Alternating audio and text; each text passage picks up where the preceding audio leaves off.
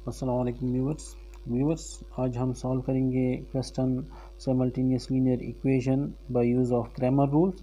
ठीक है, हमारे पास एक क्वेश्चन है x minus 2y is equal to 1, 3x plus y is equal to 10।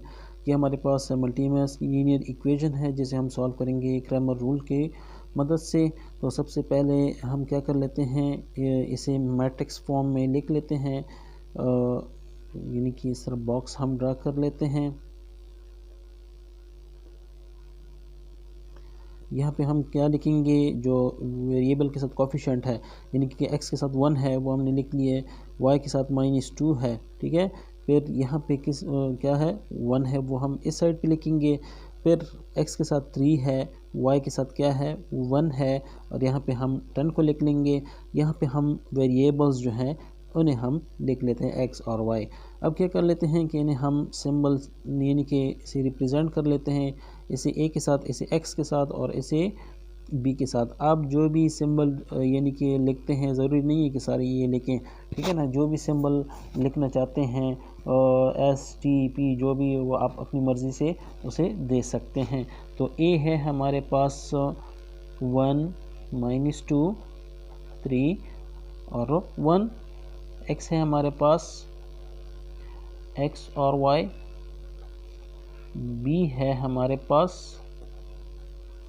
1 और 10। ठीक है, हम क्या करेंगे, सबसे पहले डिटर्मिनेंट ऑफ a को फाइंड करेंगे। तो डिटर्मिनेंट ऑफ a हमारे पास क्या आता है, हम इसे फाइंड कर लेते हैं। यहाँ से 1 मल्टीप्लाई बाय 1 -2 और 3 को आपस में मल्टीप्लाई करेंगे। तो यहाँ से हमारे पास क्या आएगा, 1 माइनस प्लस 2 3 ज़ा 6, हमारे पास क्या आ रहा है 7। तो डिटर्मिनेंट ऑफ a हमारे पास 7 आ रहा है, जो कि नॉट इक्वल टू 0 है। तो ये हमारे पास क्या हुआ, ये नॉन सिंगुलर हुआ। ठीक है, ये नॉन सिंगुलर मैट्रिक्स हुआ। ठीक है, और x की वैल्यू और y की वैल्यू हम किस तरह फाइंड करेंगे, तो देखें x is equal to determinant of ax divided by determinant of a, और y की वैल्यू हम किस तरह फाइंड करेंगे, determinant of a y divided by determinant of a। ठीक है, अब ax की वैल्यू को हम सबसे पहले फाइंड कर लेते हैं।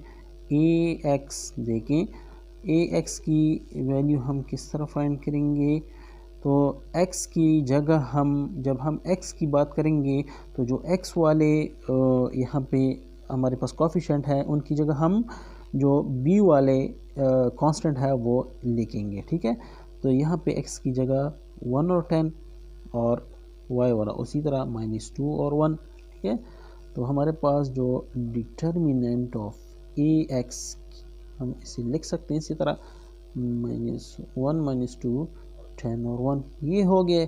तो डिटर्मिनेंट ऑफ ax हमारे पास है, 1 को 1 के साथ मल्टीप्लाई करेंगे, -2 हो गया, और यहाँ पे 10 हो गया।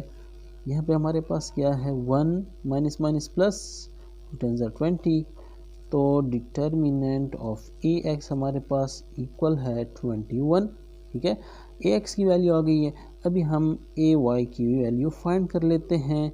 तो बिल्कुल इसी तरह जब हम ay की बात करेंगे तो ay के जो यहाँ पे कोफिशिएंट थे, उनकी जगह हम ये b वाले जो एलिमेंट है कांस्टेंट है वो हम लिख लेते हैं a के। तो अभी हम उसी तरह लिखेंगे, क्योंकि a की हम अभी बात नहीं करते हैं, नहीं x की उसी तरह लिखेंगे क्योंकि हम x की बात ही नहीं करते। ठीक है, तो 110 ये हो गया। अब इसे हम किस तरह लिख सकते हैं, डिटर्मिनेंट फॉर्म में 1 1 3 10 ये हमने लिख लिए। ठीक है, इसका हम डिटर्मिनेंट ay का फाइंड कर लेते हैं। 1 को 10 के साथ मल्टीप्लाई करेंगे, -3 को 1 के साथ, तो यहाँ से आ जाएगा 10 - 3, यहाँ से क्या आएगा 7। तो ay का जो डिटर्मिनेंट है वो हमारे पास आ गया 7। अब हम क्या करेंगे कि x जो था ax divided by determinant of a था, और y जो था वो था हमारे पास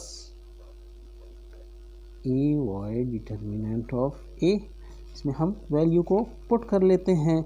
तो ए एक्स हमारे पास क्या निकल आया, ए एक्स है हमारे पास 21 और डिटर्मिनेंट ऑफ ए हमारे पास क्या था, वो था हमारे पास 7। ठीक है, यहाँ पे हम 7 लिख लेते हैं। वाई को देखें, ए वाई हमारे पास क्या निकल आया 7 और ए हमारे पास ये 7, तो 7 3 ज़ा 21, 7 ये दोनों आपस में कैंसिल हो जाएंगे।